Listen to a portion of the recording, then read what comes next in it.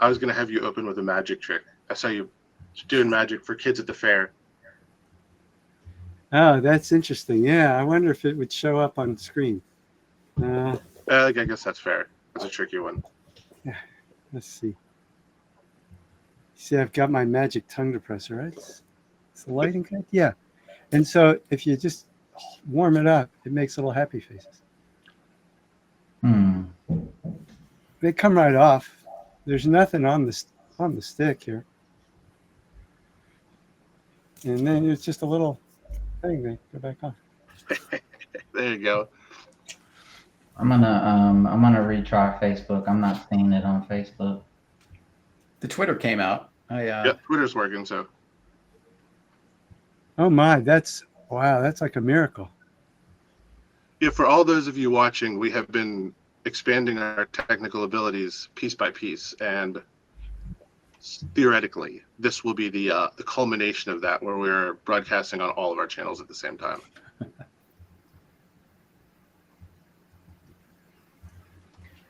Yeah, I guess we should probably check YouTube.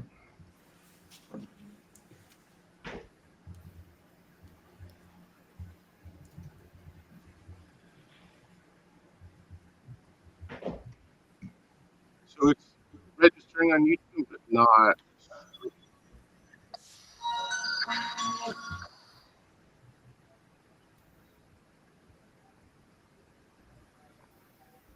That's fine. We got 11 people here. We're gonna actually give it another 2 minutes anyway.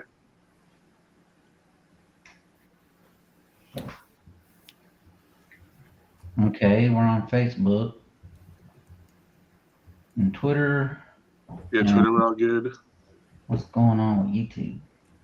YouTube's It's showing as a scheduled stream, but it's not live. Yeah, it didn't pick up. Yeah, I wonder why that is. Looked like it was working.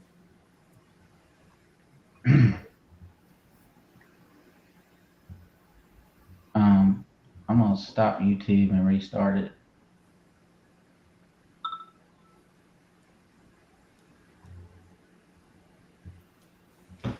How's everyone's weekend? Mike, how many events have you done in the last 8 days, 10 days? I don't know. there were quite a few, right? We had one today, a podcast yesterday. Not as many this past week as the week before. The week before was a lot. But with my dad moving here, the past couple of days have been largely outside of campaigning things. So, what about you, Dr. Feldman? Book signings and protests and campaign events. Yeah, the weekends were busy. Other than that, not so much. Yeah? Yeah.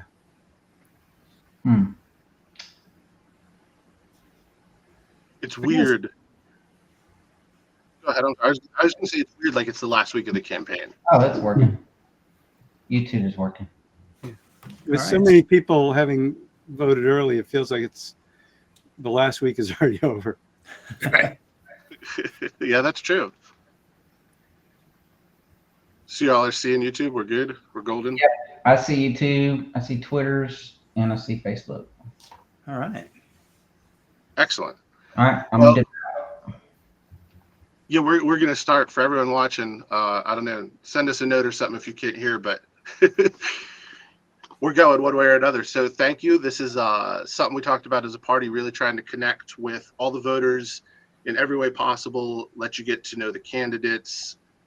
It is this frenzy pitch of the last week, and the two sides of the uniparty are sort of scrapping for every vote. And we feel like, I mean, obviously we feel like we have the best platform and the best message and philosophy, but because we do.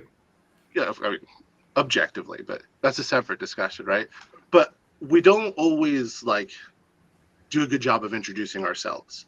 And that's not to separate the candidate from the issues, but I don't know, there are some people in the uniparty who are questionable on issues and character, I think, if we're being kind. But over the next week, the LPNC is going to put these on every night, let you get to know the candidates. And so tonight we are starting with some of our rock star candidates. And I want to start. So two of the candidates you all have seen on our platform a lot, but I want to start with Dr. Steve Feldman, who is running for U.S. House, North Carolina District 10, has run one of the most organized, engaged campaigns I've seen, out meeting with voters every day. Steve, you run on a message of kindness and empathy. So where does that come from? It probably comes from my experiences in medicine, where over and over again, people in my group would tell me bad stuff about people in another group. And then I'd go and I'd meet them, and the people in the other group would be really nice. And I think, I know some well-placed Democrats, and they're really nice folks, not trying to destroy America. And I have friends who are Republicans. I've met Republican, elected officials, salt of the earth, great folks. And so, I think there needs to be less vitriol in our politics.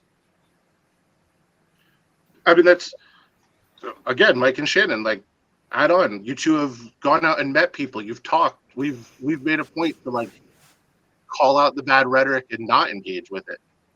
Yeah, I mean, I think Dr. Feldman's right. As I've traveled across the state, I've made it a point to do events that are both left-wing and right-wing events. And what I see are fellow North Carolinians who are just trying to live happy lives, going about their regular lives. And it seems like all of the pressure from above, from the politicians at the top through the media and everything else, like this narrative that we as individuals are so divided, I just don't see it being true. But that narrative is certainly beneficial for those in political power, because if they can convince us that we are divided and that we have to vote against the way our neighbor or put the blame on the neighbor, I think that's the only way we get to $36 trillion in debt at the federal level. Like, I don't think if we were united, if you're paying attention and paying attention, like, I don't think that, and someone born in this state is $100,000+ in debt to the federal government. I don't think that happens based on the unity among the people that I see on the campaign trail, because as a libertarian, I go into a place where it's all Democrat speakers, and the politicians there probably are not happy that I'm there. And the same thing is true if I go and there's a bunch of Republican politicians. They're probably not happy that I'm there, because I'm just going to, sell the libertarian message, which I think has been resonating. And in every event I've gone to, and there's not a ton of libertarian events that we're going to, someone wants to come over and shake my hand and ask me some questions and say, I hadn't thought about it that way. No one's really doing that. But I think that's by design, that whole divide and conquer as a strategy of ruler, whether it was done by monarchs or elected governments. If you are taking millions of people, when you're doing something that objectively is not good for any of those millions of people, you kind of have to shift the blame and divide them on something else. Because if you had all of these Americans who realized that it's both the Republicans and the Democrats who are putting our great-grandchildren into debt. It's not one of them, as much as one party will want to point. It's these Democrats and their spending, or these Republicans and their war. The reality is they're working together, passing huge omnibus bills and indebting our grandchildren. And I think that that's only possible if we, as citizens, are blaming someone else, our neighbors, effectively, because they're, it's all around us. If they blame their neighbors for it instead of the bipartisan pork spending and the corruption at that level, I think that's the only way that corruption and spending continues. Because from what I've seen, everybody's pretty unhappy about price inflation and monetary inflation, and nobody's talking about fixing those things. And look at what we got going on. Look at this. They're saying, like, inflation's slowing. Like, oh, so the prices that are super high compared to just a year ago aren't getting worse as fast. And we're supposed to be excited about that. Debt's skyrocketing. And the news, I call it legacy media, but the legacy media is talking about Kamala's brat and they're eating the pets. Like, this is the conversation. The Dems are calling the Republicans weird. It's one of the weirdest campaigns I remember. So I actually, and Shannon, I was going to text you this the other day, and then I was like, no, I'll just ask him on the live stream. You've run like a major office campaign before too. Just in terms of like election season, how different is this one? Well, this one's a little different for me because the lieutenant governors aren't out there. They're kind of all been silent. Unless your name is Mark Robinson and you're on New Africa. But right, but he's running for the governor spot, with Hal and Rachel. Yes, I just couldn't resist. Been debates, they elected not to do that.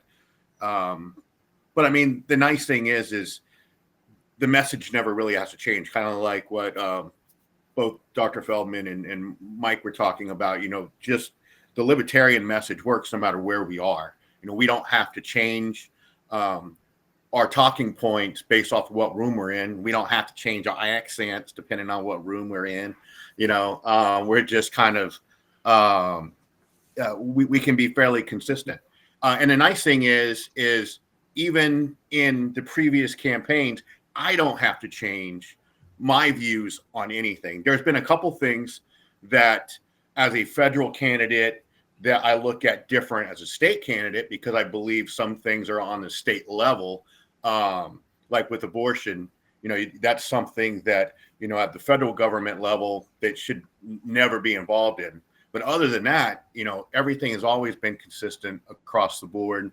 And now I just get to talk more about, state issues and disbanding ABC and, a lot of things that actually affect, the people of our state.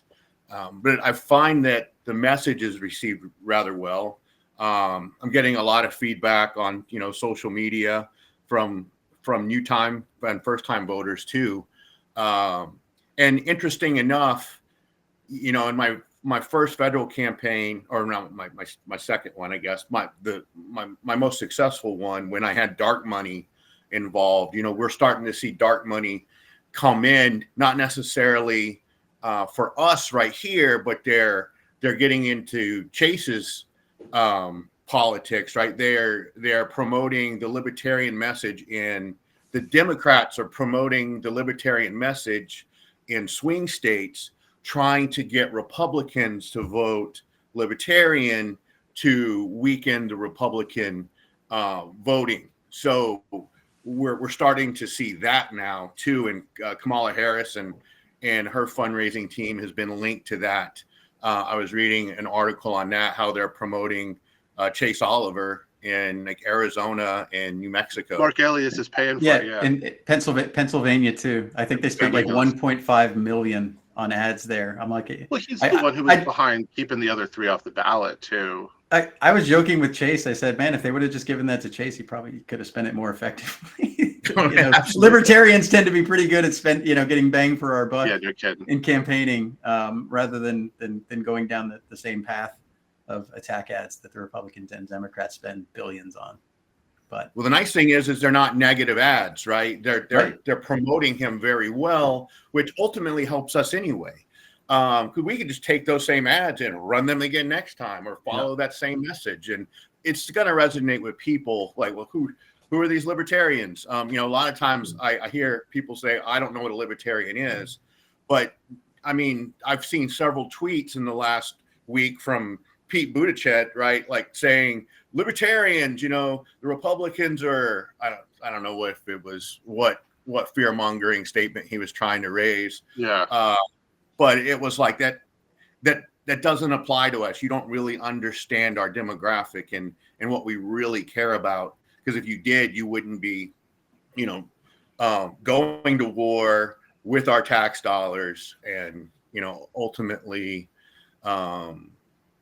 and then just bickering on the other side about who's worse, right? Sorry, I was trying to look it up to see if I could find a tweet, because I saw that yesterday, because it was like Trump says he'd use the military on U.S. citizens, libertarians, and it's like, stop pandering to us, both of you. Do you have any idea what we think? Like, none. You have none. Yeah, that's going to make me go vote for Harris, right? Yeah, seriously. Like, oh, well, Trump said he's going to use, and this whole fascist thing. I don't know.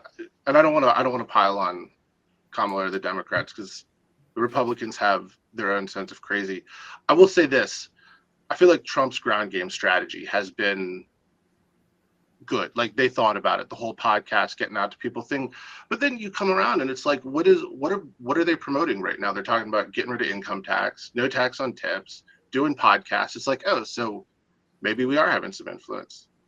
So yeah, I mean, they're libertarian ideas, and they're doing that to capture the libertarian vote. I mean, Trump at the Libertarian convention was talking about putting a libertarian on his cabinet, right? I believe that's pandering. I don't believe he will actually do it, but it would be great if he put somebody, but just him mentioning it and talking about it tells, at least a lot of the Republican community, hey, well, maybe these guys aren't so bad after all. Cause most people look at us as renegades. Well, look at our wild renegade, Dr. Steve Feldman, a preeminent dermatologist, right? At Wake Forest. Am I right about that? Yeah. I read your papers. I don't understand what the hell they say, but I read them all. That's great. Thank you. But you've had quite a year running for office. And I was on the phone with you when you decided, and I got to tell everyone, I don't know if you were thinking about it before, but it felt like this was on a whim. You were like, should I run? You know what? I'm going to run. Honey, is it okay if I run for office just like that? What's it been like? Yeah. Yeah, I was chronically disappointed with my local representative on the deficit, Virginia Fox. Well-meaning, caring woman, I'm sure, desperately wants the deficit to be under control and talks about it incessantly, getting it under control, as long as the Democrats are in power. Then once the Republicans took control, I didn't hear boo from her about the deficit. Yeah. And that bothered me in a chronic way. But then to see both major parties supporting violence in the world, I'm Jewish. I lost family in the Holocaust. I learned when you see injustice to stand up for it, period. And to see Israel killing all of these Palestinians, the violence that Israel commits has not made us Jews any safer. And so that just pushed me over the edge. And so, yeah, y'all were nice sending out that email. It came to me a little late. Well, I looked at it a little late.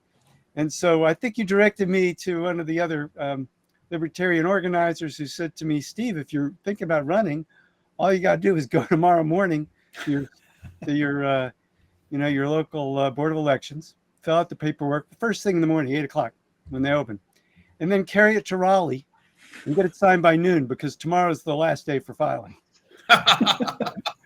So yeah, there was not a lot of time. Filing's wild. You just go in, hand in some forms, pay a check, and I guess I'm running for office. Now, I know you're a libertarian, but you got to admit, the process was very efficient and well organized. I told the person at the Mecklenburg Board of Elections that she had taken and restored a tiny bit of faith in government and this old libertarian, because she was excellent. I mean, it went away like 20 minutes later, but it was nice. Right. Yeah, I mean the process they're all very friendly, very very knowledgeable. So some of the hoops and some of the things there's a bunch of there's probably a bunch of inefficiencies in there, but the service definitely feels a heck of a lot better than what you get at the DMV, without a doubt. Oh, for sure. Well, the biggest hurdle and hoop. So when Mike and I had talked about it and he decided he was going to run, we were like, all right, I guess we're going to have to have a dinner with our wives to talk about this one, because there's some big permissions we need to get. I mean, how has it affected y'all personally? I mean, honestly, I'm so thankful for my wife. She's my better half, always has been. I'm married up and am one of the luckiest guys, and I won already just in that. But yeah, I mean, she's been crazy supportive, but I know darn well that she's ready. She's ready for campaign season to be over. So we got a vacation in December. That's I'm sure that the kiddo's ready to get more time with his dad and everything else too. So it'll be nice to get back to that. And at the event I was at today, we were kind of talking afterwards where, granted, 2.7 million people could check a box next to my name and I can find out November 6th I'm the next governor. But if not, everything that happened that started my campaign in Gastonia is still going on. And I think that they're probably happy in Gastonia that they didn't have Mike Ross as a thorn in their side for the past 2 years.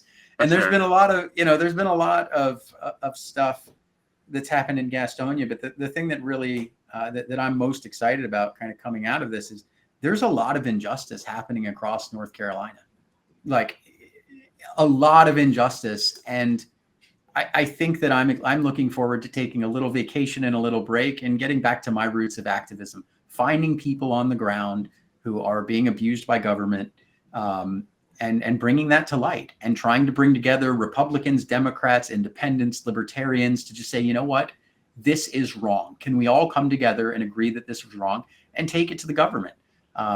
Because it's still mixed. I'm hoping, I'm taking what happened with Pastor Moses' situation, right? There's a couple hundred people a day that are eating because we were in that fight. And if we would have lost that fight, they wouldn't be eating. And, I'm going to take that as a semi-win. I would much rather that they still had housing. But when it was, comply or we're going to shut you down and take your church, we figured feeding people was more important. But, there's a federal lawsuit that's very much still rising out of the Joshua Aurora case. So I'm hopeful that some of that will be a victory for liberty. And I think that if nothing else, in this run, I've been in the presence of a lot of people who I think will be sitting in office. And I think that if nothing else, we've shined a spotlight on how backwards our body cam laws are. And, I'm inspired by libertarian campaigns of the past, both in North Carolina as well as in other states, where we can move an issue, bring an issue to the forefront of the political discussion. And if we don't get the change or we don't get the win, sometimes the Republicans and or Democrats will realize this is a popular position that's in the best interest of the people.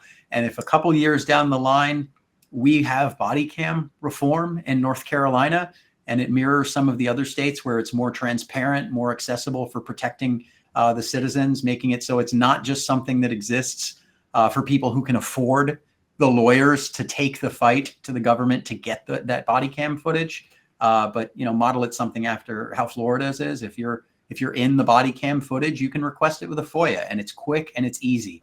And if we truly want an accountable government, which was the idea that the legislature sold body cams on in the first place, increased transparency, I'd love to see that change. I think that's one of the roles that until people are sick enough of the uniparty that they're willing to stand up and vote against it, I think that there's a very strong place for us to shift the Overton window, to bring issues forward where there's injustices, where there's infringement on liberty.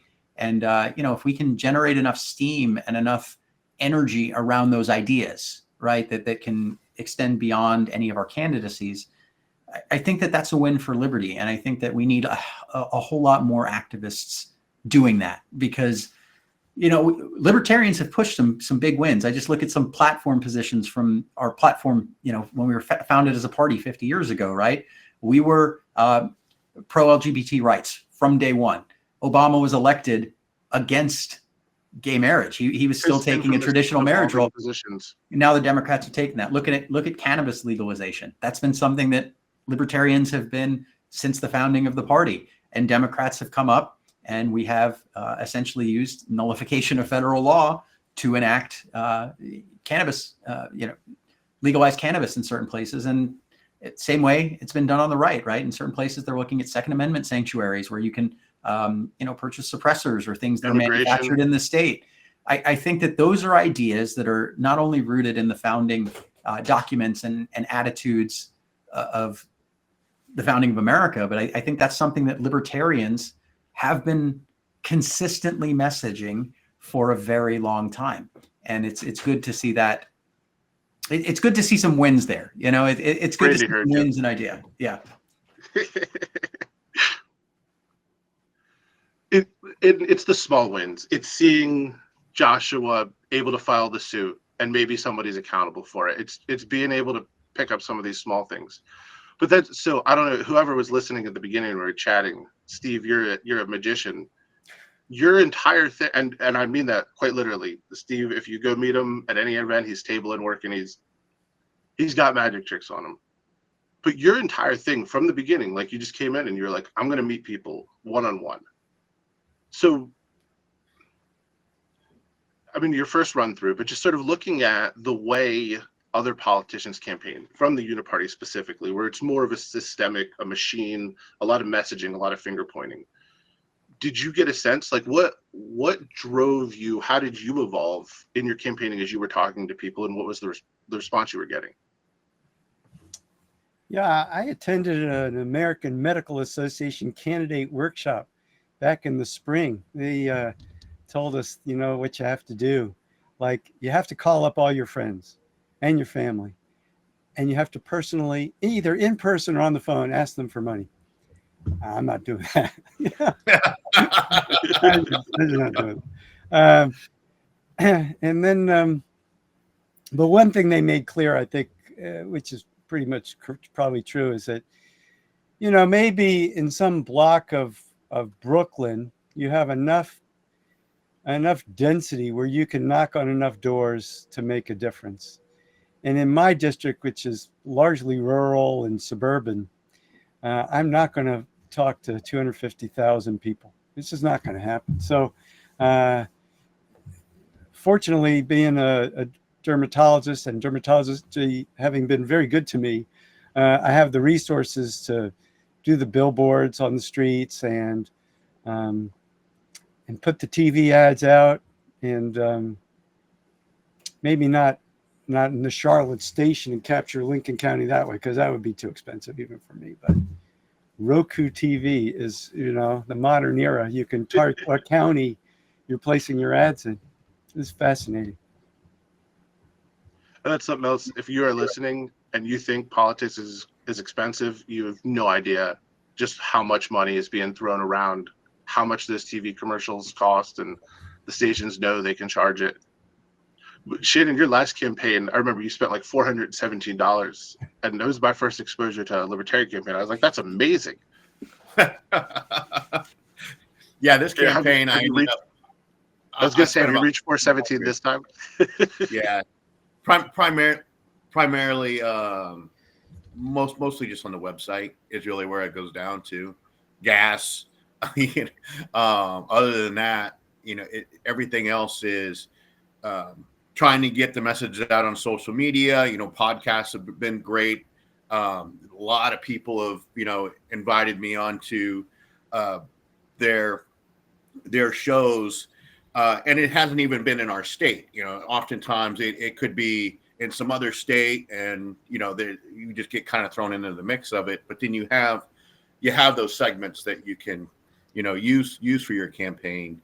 And I mean, I think the future is podcasts, you know, like Joe Rogan and Tim Pool and some of those major streamers, because people have really lost touch with the legacy media, right? Who are clearly biased and clearly, I mean, they'll run anything as long as you're paying them money, but because you can't get elected using media on just a good message alone.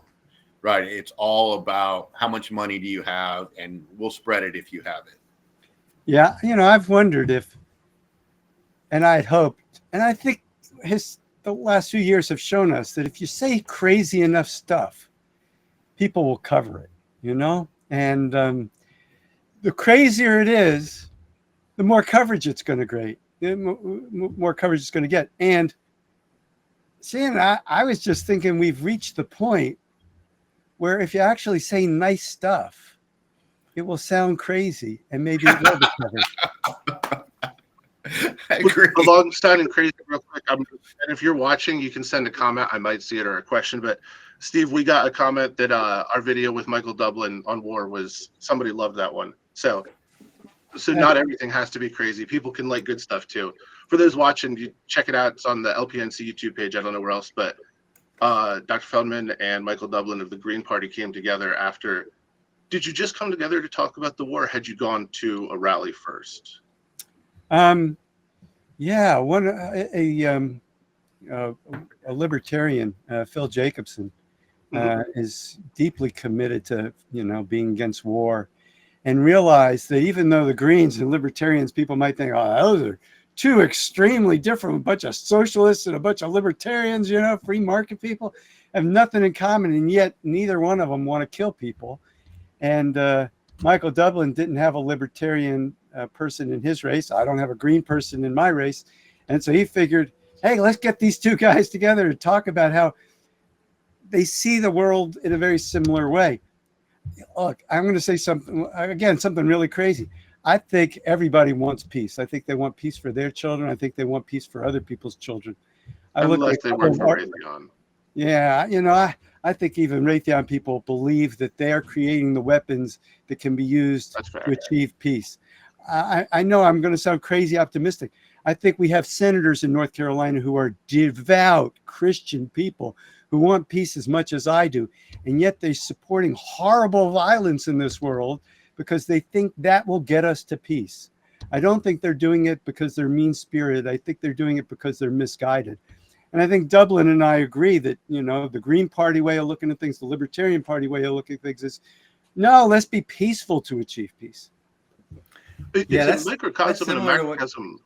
Mike, along those lines, I was going to say peace in the world trying to be fostered through violence, and then locally, like a lot of vitriol, and your whole thing was like, no, I'm going to not wade into that. I apologize. Keep going there.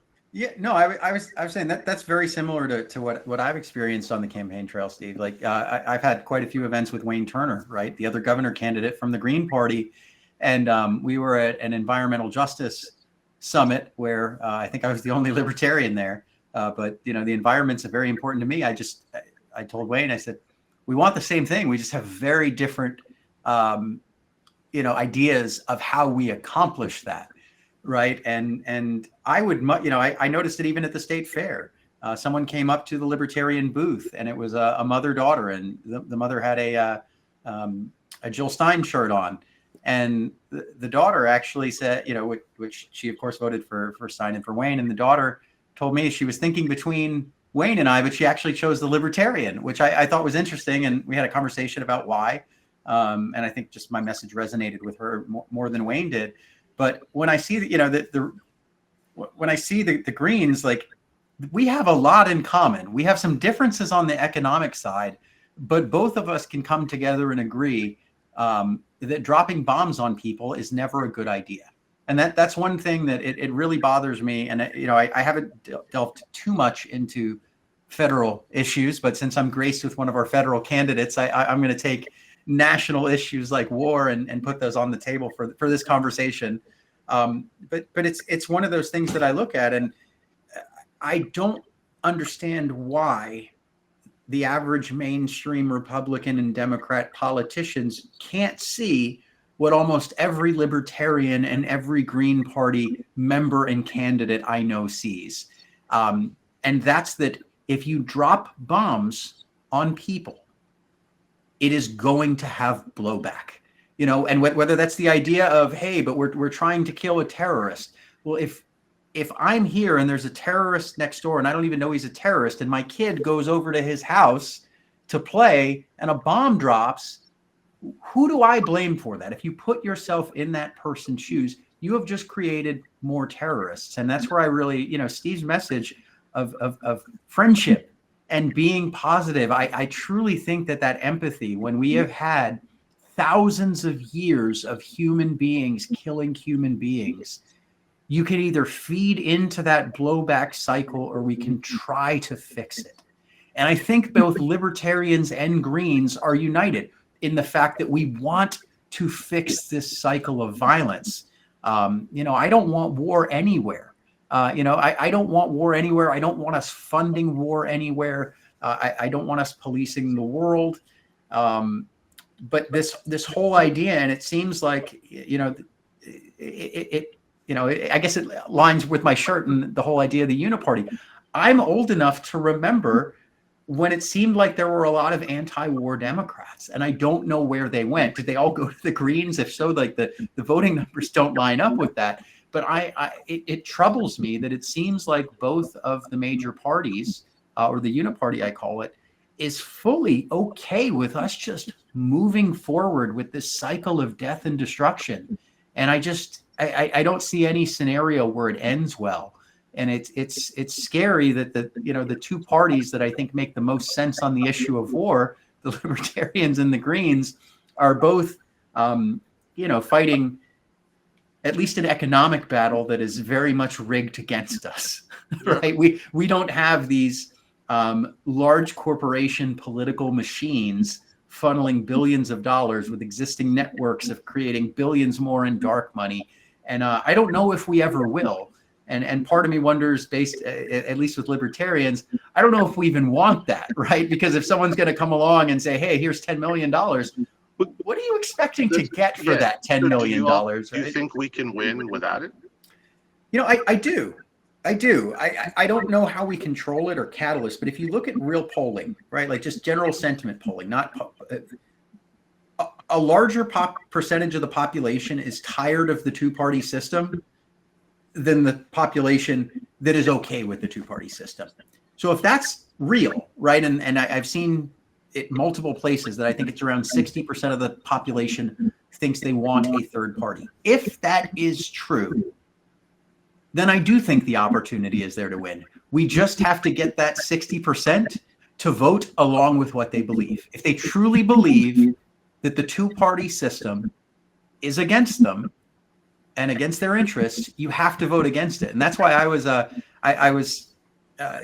I saw something came out that I posted out there, and it was something that I guess happened here in North Carolina, where we've been a state where third-party unity, I thought, has been great this election season, like seeing the Constitution, justice for all of these third parties. And I think it's because libertarians are, we're very principled, right? We're going to fight for anybody's ballot access, even if we completely disagree with them on every single policy and think it's the worst policy and would destroy the country and state, we would still fight for that ballot access because it's something that we've been fighting for 50 years. And we're blessed in North Carolina to have it better than some other states. But if we, you know, they put together this voter guide, and I looked at this and I'm like, wow, this is kind of weird being on the same ballot guide as, you know, Cornel West. And all three of you were on it. Yeah, all three of us. We're all here on a ballot with libertarians, Democrats, Republicans, Constitution Party, Justice for All Party. That to me is a good thing, because for everybody who gets that and gets that idea that it is truly this uniparty system, this establishment that is printing the money, spending the money, not actually doing things that would benefit society, like stopping war and are doing things that make things worse, like getting in the way of private solutions to problems. That's something that's been near and dear to me, where private citizens were solving a problem and then the government just came in and stopped them, right? Like if we could shift that, if those people could simply jump there, we could change all of politics in one cycle. All it takes is getting that 60% of the population that's tired of the two-party system to give up the fear-mongering, to give up this is the most important election of our lifetime narrative that we get fed every 4 years, and actually vote for it. If you vote, if everybody who's against this system voted against it, it would take one election to completely realign politics in the United States. That is where the dark money goes, though. So if we just engage on issues, I'm very confident, like we would come out looking real good. But all the dark money goes to don't vote what you believe, because this is the most important election of our lifetime. If the other side gets in, you will die. Children will die. But I was looking at the dynamic. We got one state candidate, one federal candidate, and one state candidate who's a prior federal candidate. So what do you all think is the impact on voters on what they're paying attention to in terms of local issues versus national issues? So like, how much does the hurricane matter versus, you know, immigration policies? Well, I think immigration mattered as a talking point, but once the hurricane hit, people are more focused on home now, right? There's a lot. I mean, every grocery store I'm going to, you see these big bins to, you know, save Western North Carolina. You know, people have really kind of come together, you know, for the folks in West North Carolina. And I think that is kind of taken the narrative.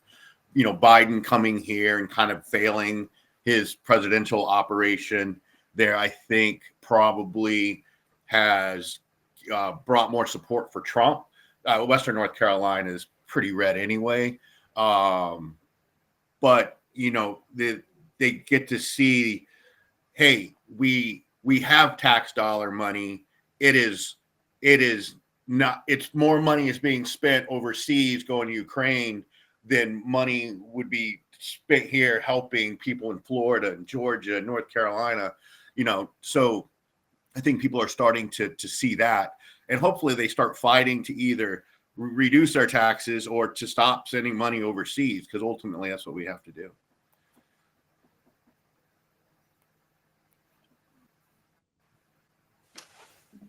Oh, I think you're muted, Steve. Steve, you're on mute.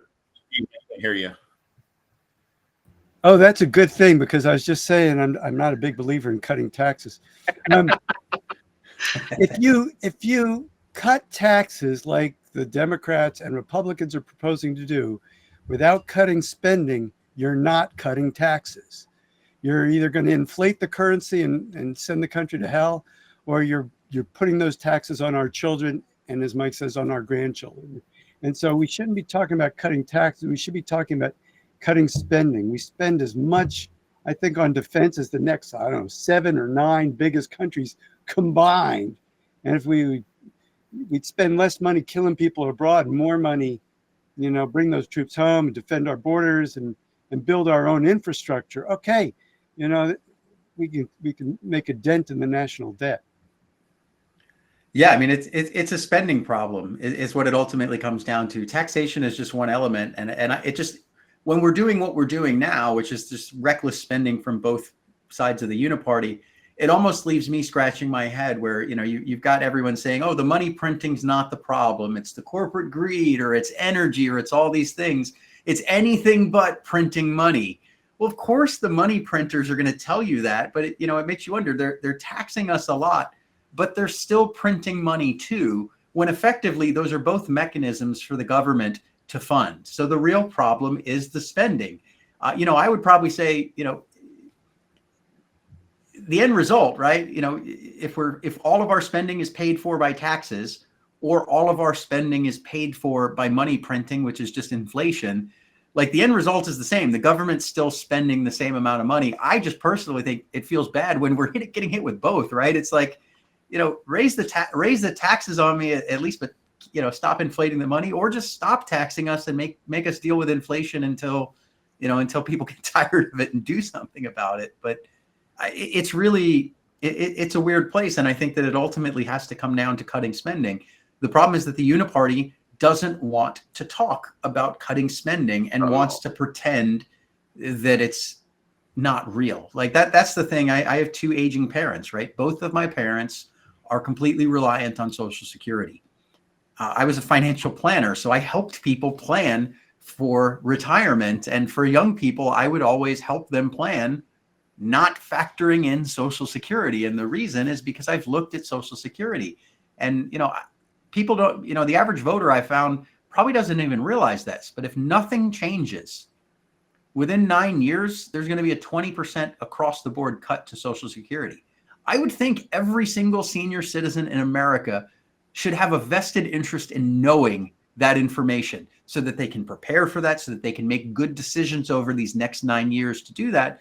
And that's just the reality. If we do nothing, if we keep the status quo, and nobody is even telling people that, at least be transparent about that. And that's one of the things that, for Social Security is one of those ones that's a sacred cow. So I know if that's one that we, maybe not everybody wants to touch on, but I find this to be horrific, because we have millions of seniors who are counting on this program, and we have our 2 major political parties burying their heads in the sand, pretending there's nothing wrong, when we're already guaranteed within a decade a 20% cut across the board. Now ask yourself, if you're getting ready to retire and you make all these projections, I'm going to be able to do this, this, and this, and most folks on a fixed income are usually on a pretty tight budget, what would a 20% cut to your salary do to you?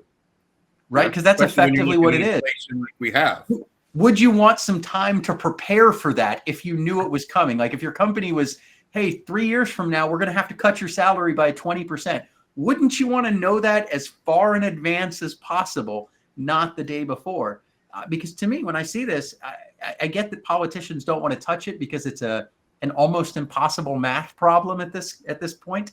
I used to be able to solve it, but that was 20 years ago. And the math that I used to solve it 20 years ago no longer works.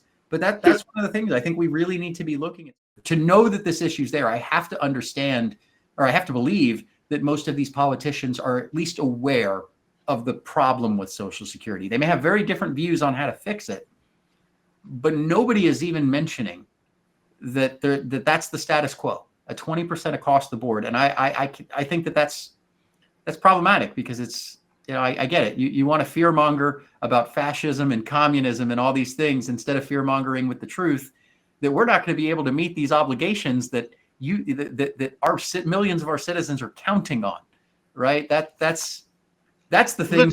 I guess maybe it's that's kind of the key. Too much fear mongering, and it's true, but. And here's how our principles apply across all levels. So Social Security, that's probably something you would come across more as an issue, Steve, right? I mean, that's a federal issue. But look at the hurricane relief. There are a lot of people that are like, why are you mad at the government? They're not supposed to take care of things like that in your system. And I'm like, well, in my system, we never would have gotten there. But if people have been promised this protection, it's incredibly frustrating that they pay in and they don't get it. I mean, I guess there was no question there. I'm just rolling with it. But it's and we got like 10 minutes left. So along those lines, like, what are some of the issues you all heard about from voters, and where were you able to make our arguments most effectively? The biggest one, I think, for me, has been the inflation, overspending, and then also, Trump coming in with more libertarian ideas, although he kills them. Like, let's get rid of income tax. Yay, Libertarian Party. But then, he's offsetting that by imposing more tariffs, which is just another tax that's going to essentially still tax, America. So it's just shifting. But as Steve says, it's not fixing the real problem of overspending. It's just they're political talking points that really they're not good bandages, right? It's just we're doing magic. Look at what we're doing over here, and let's do it over here. And ultimately, you're probably going to maybe spend the same amount of money, but at least then it's a usage tax. So if you don't actually have to buy anything, then you get to keep your whole paycheck. But you still have to buy stuff. Most of our stuff is made overseas, so the tariffs, the prices will go up. But then you have, we're, no matter who gets elected, America loses on the money front and how inflation and the economy all work. Shannon, I'm just going to push back. It's not magic. I have seen Steve do magic. Magic is fun, enjoyable, and brings happiness. What you described is miserable, and using magic is an insult to magic to describe it that way. Agreed. I'll have to come up with some wizard. It's more like witchcraft. I don't know. Although I probably just insulted like all the Wiccans and stuff like that. So I'm not trying to do that. What I find frustrating is the tribalism. I think humans are naturally tribal entities. I got to travel in the Middle East a lot, to Arab countries where the tribalism is, right in your face. And I thought, oh, it's great to live in a country that's not so tribal. And then I get back and I'm looking at the Democrats and Republicans, and it's not that they're talking about issues. It's talking about just beating the other guys more than issues. I think if people got past our tribalism and just looked at proposals, we'd look pretty good in the Libertarian Party. I think we get accused of not caring about folks. For example, on homelessness and having access to a home, the Greens and the Democrats, they care. They want to give like money to people to buy a house. And of course, the Libertarians know that if you do that, the price of houses is just going to go up. The people aren't going to get that money, are going to even have a harder time, finding a place to live. Whereas and they want to give other people's money. I'm sorry? Other people's money too. Yeah, they're going to take from other folks who've been saving and all.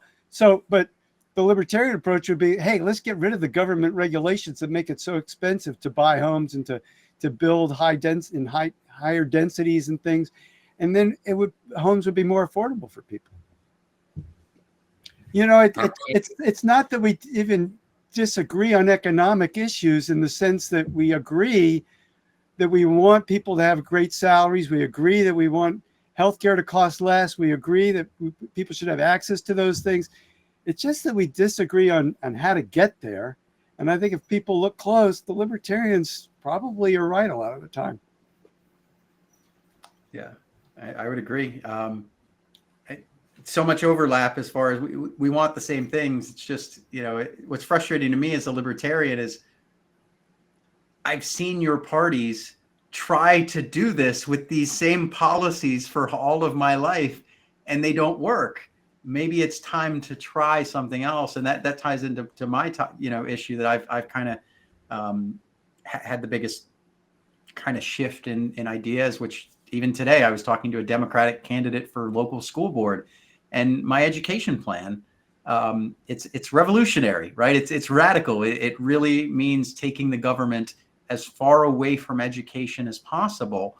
But when you look at it, it's 60% of the state budget. Like 60% of the state budget is spent on education in theory. And I would argue what we need to fund is education, not schools. Sadly, those two things have become synonymous. And when they think of public education, they're talking about this system.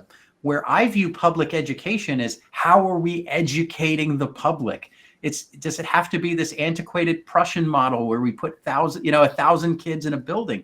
I believe that technological advances are going to be the saving grace for most of these impossible problems. And we have had so many that if we just applied them and realigned the economics of the money that we already spend, we could accomplish all of these educational outcomes that Republicans and Democrats are fighting about, right? You want more teacher pay? Great. Let the teachers compete for those dollars that we're already spending, because we're spending over $300,000 per classroom and the teacher's getting $40,000 to $60,000 of that when they're the primary provider. That's like, I don't know what the margins are in a doctor's office, Steve, but you probably have other staff, but you probably do a lot of the work. And I would think that a good portion of that, or at least is possible there. In education, the teachers do almost all the work, get hardly any of the dollars there, and have large classroom sizes. And I see if you want good educational outcomes, you want kids who are able to read and do math, they need more personalized, individualized attention, smaller classrooms, teachers with less red tape, more the ability to actually engage and teach students. And I just don't think that the system is showing to be effective at that. And I think that as radical as it is, trusting the free market, trusting parents, teachers, and students who want for the best. And I was having a conversation with a Democrat for school board, and they brought this up, and they said, they're kind of surprised, and they're like, this actually, it's very different from how I was thinking about this, but this kind of makes sense. And they kind of brought up the equity element, and they brought up, well, what about, my concern here is what if the teachers are like, I'm going to pick and choose the students that I want. So I choose these 10 good students. And I said, but look at the reality. I've been traveling the state.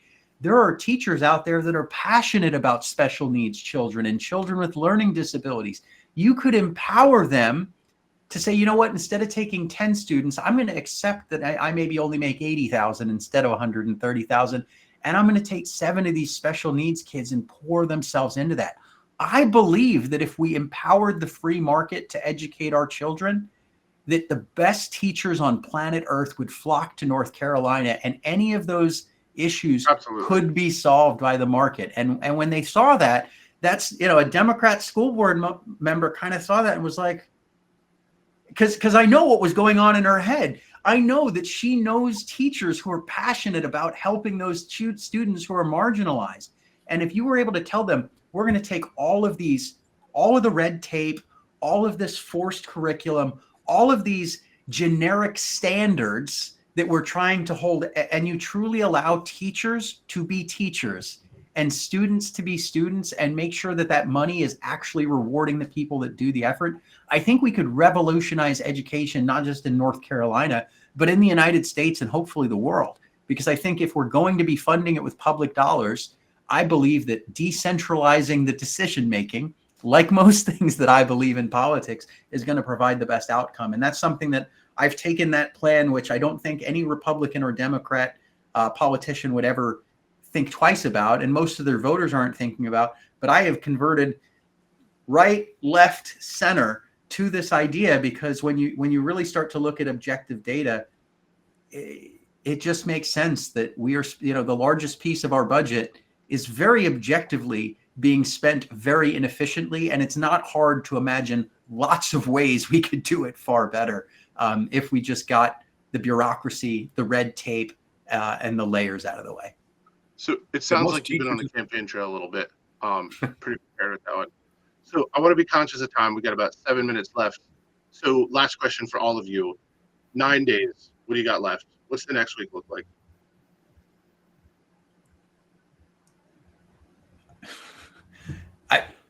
Is that fear? Or are you like, I can't? No. You all take a big deep breath. Yeah, gonna keep doing live streams. Keep trying to tell North Carolinians that there are a lot of wonderful libertarian candidates on your ballot. None of us put your grandchildren $100,000 in debt. If you don't like people who put your grandchildren $100,000 in debt, vote for Libertarian. So that's my job at the top of the ticket, is to help every down ballot libertarian spread the message of liberty, try to push the Overton window. So I'm going to keep doing that. I think I'm done with formal in-person campaign events unless something big comes out. So aside from that, just going to spend a few days working the local polls, doing what I can for the last ditch pitch, and seeing how things turn out. Yeah, I'm hoping to say some crazy stuff that gets picked up by the media. Taxation is theft. That's not crazy enough, I guess, because we've been shouting that forever. Yeah, more like, the other folks are good candidates too, and you've got some good choices, and just please look at the policies of all the candidates, at least in my district and in my race, and see which one you like best and vote accordingly. I know that sounds crazy. I mean, it's crazy, because if everybody did that, you'd win, Steve. if that's how people voted, we'd win. Yeah. What about you, Shannon? What's your next week look like? Mostly just virtual stuff. I'm traveling a little bit. I'll be in Greensboro Tuesday and in Charlotte all next weekend. But by and large, everything's going to really be more on the virtual space, because you reach more. We have the potential of reaching more people virtually, as opposed to, having 5 or 6 people in a room. And while you can have some really good conversations there, it doesn't scale so well. So, I think I'm with you 3 or 4 times up until then, just trying to really, trying to get the message out as wide as we can. Yeah, I've got Halloween coming up Thursday night, if I'm not mistaken. And, there'll be a magic show for the kids who come by on the front porch. And hopefully that will humanize me and make me look like somebody people will want to vote for. There you go. Awesome. Tell them you're going to make the deficit disappear and then do a magic trick. Yes. Yeah. I did Harry Potter for that one. Hey, as Mike mentioned, we're going to try and do these every night through next Sunday. This was the inaugural one. Like I said, I brought, of course, put our finest first. Thank you all so much. Let me see if I can remember this. We got firetheuniparty.com, shannonbray.us. Yep. And Steve Feldman for Congress, but with the number 4. No, not the number 4. It was just FR. I was close, so close. Yeah, Steve Feldman for Congress.com. And this will be up on social. Everyone will be tagged in it. Thank you all so much for joining. Everyone else, please come check us out all week. Different candidates. I know Mike and Shannon are coming back. I haven't asked Steve to come back, but that'll happen after this. So have a wonderful night.